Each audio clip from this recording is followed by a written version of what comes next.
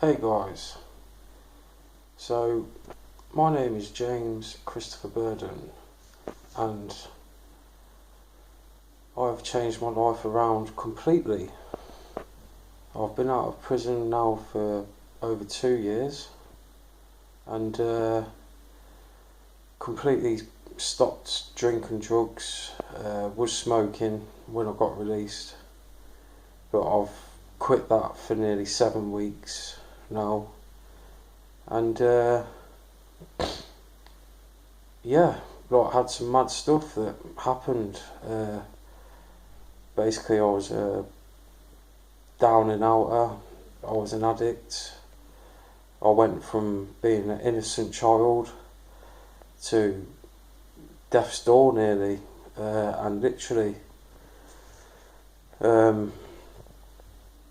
Yeah, I was taking a substance called Mamba, and I was taking that from 2012 all the way up to 2016, and like my life was just going from, as I say, an innocent child to being happy and +10 to eventually -10. Not quite there, I'd probably say -9. I was on the verge of death's door, and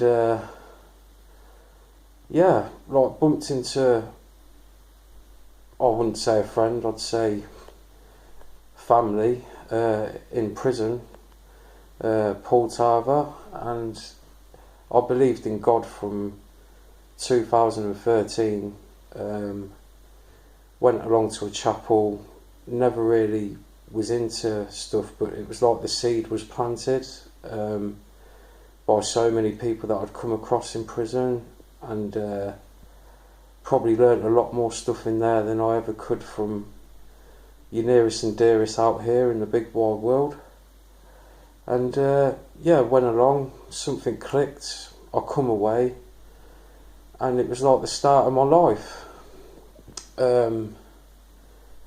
And I ended up, this was in an open prison, I ended up,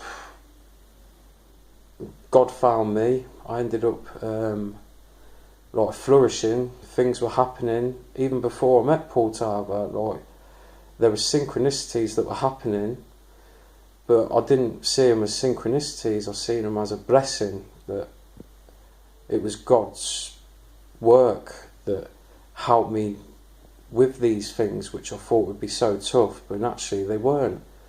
They were just the simplest, easiest things, but doubt was playing on my mind, and he who shall not be named was trying to make out that these things aren't possible, whereas when God found me, actually these things that were so small, and because doubt was playing a big factor, and I thought they can't happen, I can't achieve them, they actually happened, but in such perfect time in the same day.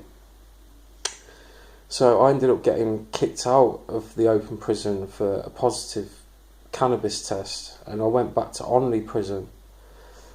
I got 6 years, 2 months. I ended up doing 3 years and a month inside on that sentence.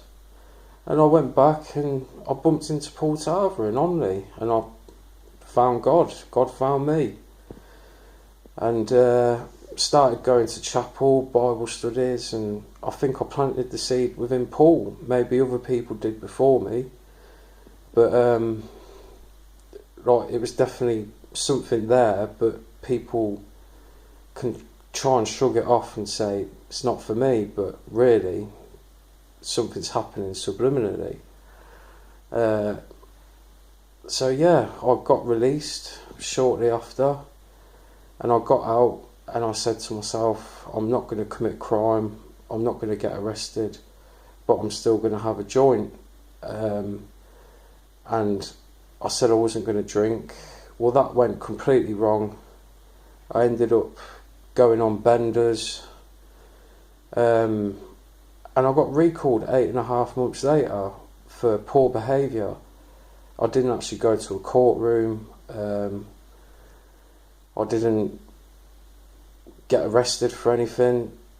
I got sent back to prison for poor behaviour, and I I couldn't wrap my brains around it. I thought, nice one, just got my daughter back in my life, and I put a lot of blame on the powers that be, which, you know, is only right in some in a lot of ways it's only right, but really I only have myself to blame, because I had such a beautiful thing in my life, which is God, and I got out and, you know, carried on drinking drugs, and it could have ended up bad for me, or it could have ended up bad for someone else.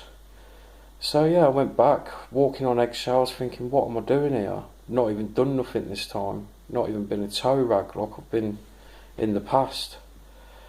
And then I spoke to the nurse the next day, and I said, I can't get my brains around it, like, I've just got my daughter back in my life, and this happens. And she said, do you not think that it's because you were drinking and taking drugs, that's why you're back? Then something clicked, and I thought, you're right. So I thought to myself, well, if I'm back again after all these times that I've been, for sure the next time I get out, to stop me coming back, I can't drink or take drugs. I can't do none of it. Got to be squeaky clean. So yeah, I kind of come to terms with things, but it was just the toughest time ever. It was still horrible to be in the establishment for, in my eyes, not committing a crime. So I ended up going from Hull to Featherstone, and I was in such a bad way. I was smoking Mamba still. This was 2015 that I got recalled. So I was actually smoking Mamba from 2012 in Onley Prison, all the way through. Got out 2014, I was smoking it hard on road, which I call the big wide world, and I was in a bad way. I was throwing up, I was basically dying, but I didn't know it. So I went to Featherstone. Yeah, it wasn't like any other time in prison, where usually I was a well-behaved, kind of straight down the line, kind of abide by stuff. I ended up being so bad on it that I ended up moving off wings for being in debt. But I think really I just wanted to be on the same wing as Paul Tarver, because I didn't enjoy my experiences on any other wing. I just wanted to be with him and bring back some of the happier memories from Onley, when we were actually with staunch people, like proper lads, proper faces of the prison, really. And that's before any of all these new experiences that we experienced and still do to this day. So yeah, that happened, and I was going through a rough patch, and the officers, I went from one wing to another, and then from the last one to Paul's wing, and that was all for just basically like bouncing, just not having a lack of care for my actions, and just basically doing people over, like for owing them stuff. So I moved on to Paul's wing, and they called my name to the office, James Burden to the office.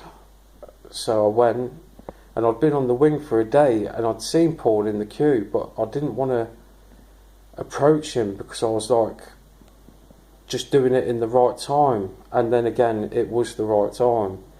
He could have been off the wing or anywhere, and he come running to the office, and he's like, oh my gosh, like, you know, basically, what you doing on here?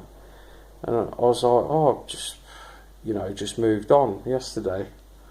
So I started knocking about with Paul, and he was into all this, The Secret, David Icke, which pretty much scares you know, scares me a bit, that book. That The Secret's the most amazing book going. But David Icke wasn't for me as a person, it was more for Paul, as he's a leader, and I believe my power is influence. I like to influence people in a good way. So yeah, I can't really remember where I was going with that. yeah, he introduced me to all the good synchronicities and all the good ways to lead my life, which I never knew and I never got taught of anybody. So we're together and we're doing miraculous things. We're conjuring. You know, I said to Paul one day there was a book for dummies and he was looking for a certain page, and he took me into his cell, and just before we walked past his friend's cell, and I said, oh, I didn't realise his cell was number 27. And he's like, how did you not know that? You've walked past it loads of times. I was like, I don't know, I just never paid attention. So we went to Paul's cell and he said he was looking for this thing on something to do with dreams in a dream book for dummies. And in the book, I think there was 1,082 pages. And I said, Paul, I said, it's on page 72, what you're looking for. And he's looked at me as if to say, you better not be right. And it's quite funny. But he's looking through it, and he's turned to page 72, and what you know, what he was looking for was on page 72. And he's like, how did you know that? I was like, well, what it is, we walked past your mate's cell, and it was 27, and I've got my TV settings on 27 and 72, and I believed. And he was like gobsmacked, and he told his neighbour, and they were both like, whoa, we're going to go on anything you say now. And this is after everything he taught me. I mean, so much happened before. But, so yeah, like, we're doing amazing things, and we're almost like, I don't know, like, started off as a small group, but then just changed the wing, and all these bad people are just wanting a piece of good. And it's funny to see it, because they'd be doing it, they'd be going around the wing giving people oranges and biscuits, and that's what we used to do, people who struggled. And it was good to see. And yeah, like, we were together as a collective, our little mini groups that we had, we drawn people in, mainly Paul because he's a leader, but I do take some credit for a lot of the stuff as well. And yeah, like, mad things were happening for me as a person. Like, Paul was showing us all this stuff. Then the next thing, one of his pals come on the wing who was cutting hair, and he had this photo, a couple of photos that he brought over for Paul to see. So we've got in the cell and we've had a look at them. And I'm an addict still. Like, I'm a down and outer. I'm dying, but I don't even know it. And we looked at these photos, and one of them's of these red curtains in his cell, because he was on an enhanced wing, so it was all very much like posh compared to where we were. And in the red curtains there's this demonic face that appeared in the photo, and I'm like, oh my gosh. And it was almost like bad, like on the other side of what we know as life. You know, some would say hell. I can't pinpoint the correct name or what it is, but I know that it's there. And it was almost like it was calling me. It was like trying to rip my soul out and take me to the bad place. And there was another picture of a red light in the sky. I didn't really get that as much as Paul and his friend did, because they more were looking at that photo, but I was looking at the one in the curtain. So I writ a letter to my mum, and I know I shouldn't have done it, because knowing what I know now, like, our mind, like, you program your mind every day, so whatever you put in there is whatever you're going to get, really. And I know times get tough, but that's just the way it is, you know, like, powerful things that people don't understand. So yeah, I writ a picture on the letter, and I'd drawn a, like, pretty much nasty face with a biro, and I sent it to my mum and said that's what I'd seen in the photo. So little did I know that, like, this bad stuff was calling my name out. It was taking me somewhere really bad. And that was probably on top of you know, all the bad stuff I've done in life, like all the sins I've caused, you know, it was claiming my soul, and I was just a waste of space. Just, even though I've always been a good guy, I was giving my life to dark energy. I didn't even know it. So yeah, a lot of stuff happened, and like, yeah, stuff was going on, and yeah, one Sunday afternoon, you know, there was pros and cons in there. So we had a lot of good stuff, but we were also around a lot of bad violence and people getting stabbed up, and it was like yin and yang. You know, usually when you experience a good thing, it's usually a bad thing with it as well, but the good always conquers, and that is my motto in life, that good will always win over bad. Whether it's to do with me or not, that is the case, and you know, one day we all will be resurrected and it will be euphoria. But yeah, Sunday afternoon, broad daylight, probably 1 o'clock in the afternoon, we all get locked in our cells after Sunday dinner, and I managed to get a joint of Mamba off my opposite, my neighbour, and it wasn't even that strong compared to some of the stuff that was going around, but because I'd been doing it for so long without realising, I was actually dying inside, and I didn't know it. This is 2016 now, and I've been smoking this stuff for 4 years, non-stop. So, smoked it, and realised it wasn't as strong as some, but I've ended up getting to sleep, having a snooze. But it was way more than that. I fell asleep, woke up, something didn't feel right. I'm lying in my bed, and things just did not feel right, and like, it kind of feels like that now, like saying it to you guys, but it was horrible. Like, I'm literally like lying here, like in a bed, but I had no TV because I was on basic, just for not abiding by prison rules, and all the powers that be, as they call them.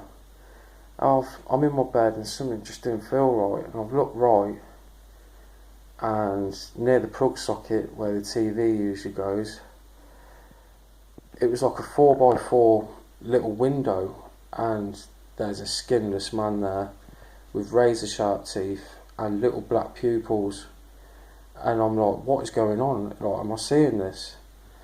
So I've looked to my wall to think, no, I don't like this. This isn't there. This isn't happening. It's not real. I've turned back around and it's there still, but it's very dim at this time.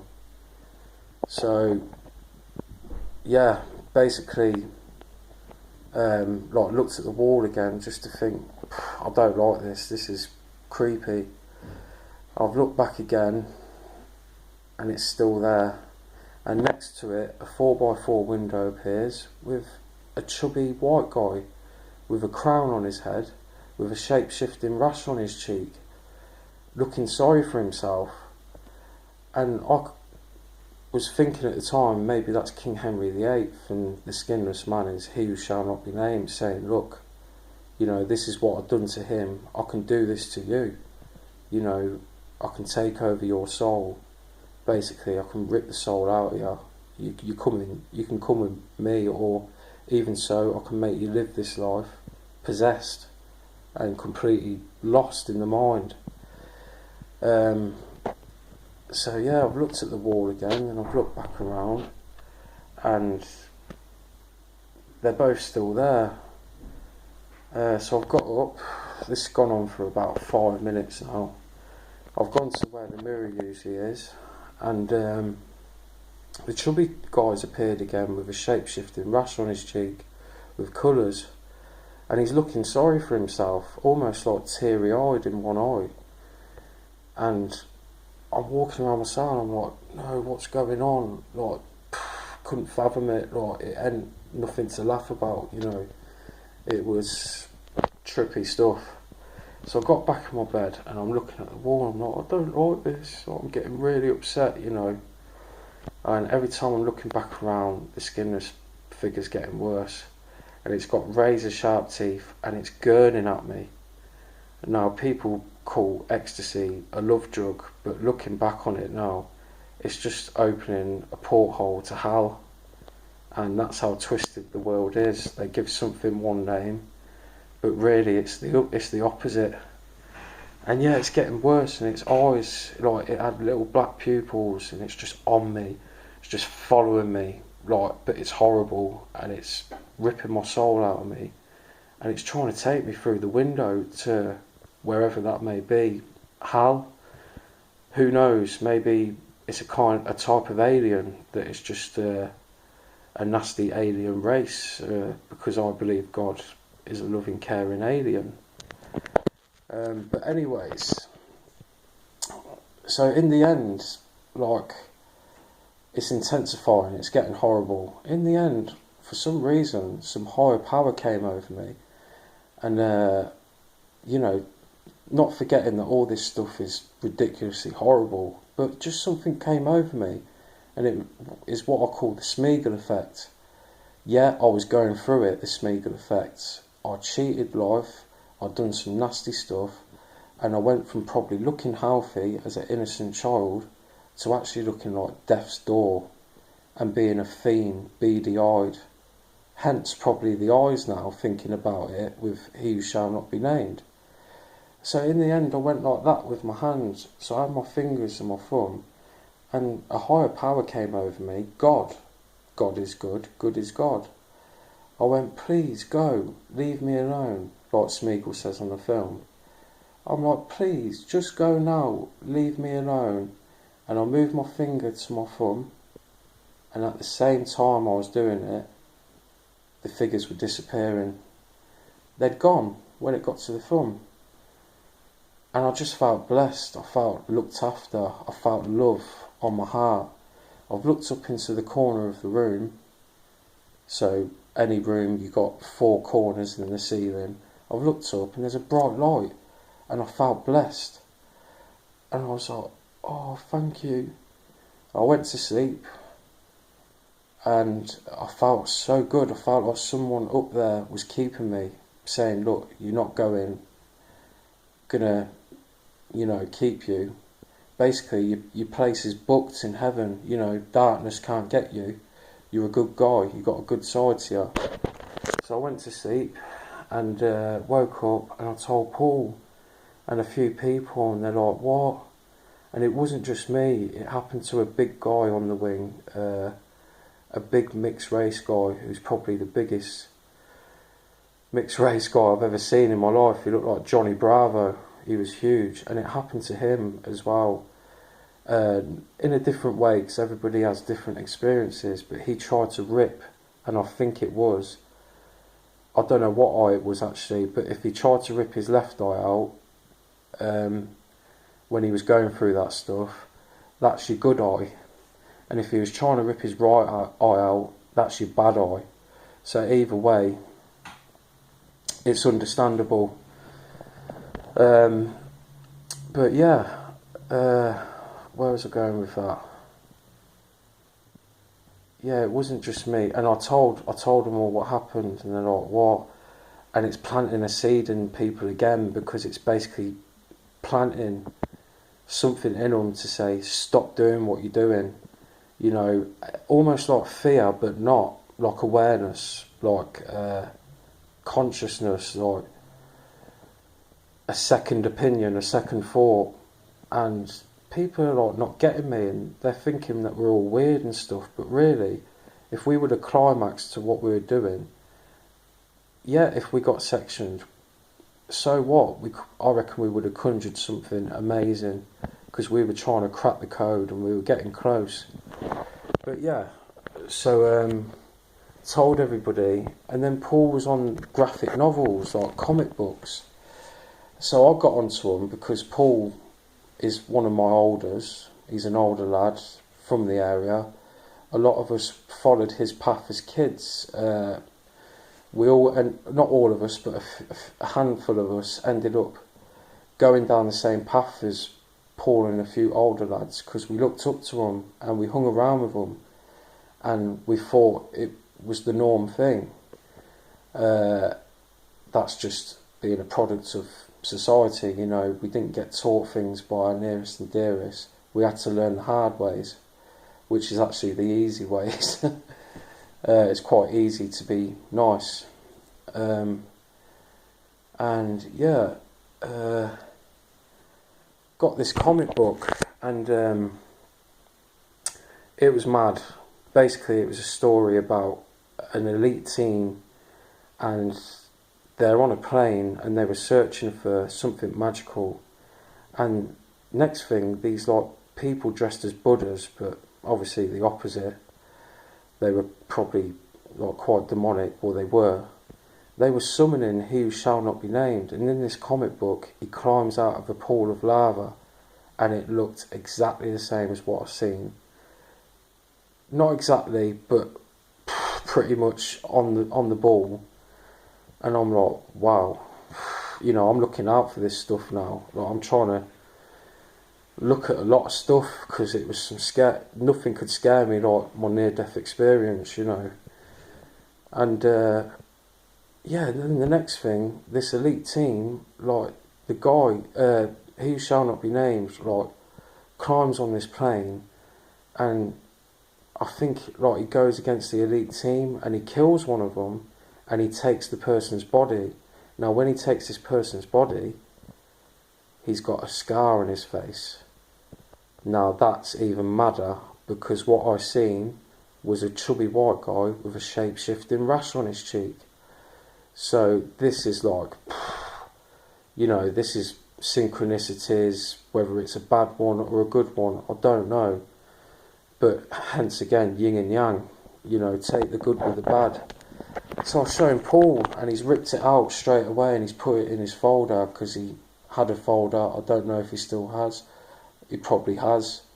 And he put everything in there, what we went through, and stuff we wanted to do at that time when we got out. And he's like, oh my gosh. And there was a picture of he who shall not be named, and then there was a picture of the chap who he took over his body with a massive gash on his cheek. Not a coincidence, no such thing. We've experienced so much good stuff. This camera time is really long. I'm glad, because I'm doing this, because Paul Tarver has inspired me to do this, and I think I have to, really. He's doing a few videos, and I have to make an effort rather than sit in my room and just like live the way I'm living. I need to get it out off my chest. I need to try. I need to give a bit of input to, you know, the stuff we both went through, the stuff a lot of people go through, and only 5% are aware of. 95% of people may not be aware of it. We are that small percent. And as I say, the camera time's on this time. I'm waiting till it gets to 30 minutes, because that's more harmonious to me than 27 minutes, just for my own reasons. But yeah, you can think we're both mad. You can think, oh, I heard all this before, someone from prison. But really and truly, everybody out here in the big wide world who's never been to prison, hats off to you all, because you go through some hard times, but you've never threw your dolly out the pram like we did. You know, we were tearaways, we were scum of the earth for some of the stuff we'd done, but we were never built for that. We're built for something better. And you know, a lot of people out here in the big wide world, they haven't been at the pit of the pit like we have. We're in hell. We weren't in prison, we're in hell, because it's a perimeter of negativity. And when you get places like that, it's full of dark entities and energies. So is it any wonder what I went through and experienced? It all led up to -10. I can honestly say I've been released from prison now for over 2 years, haven't touched a thing, quit smoking nearly 7 weeks ago, and I've exceeded expectations. So for that, thumbs up to me, thumbs up to Paul Tarver, thumbs up to you all. one love, love God, one heart.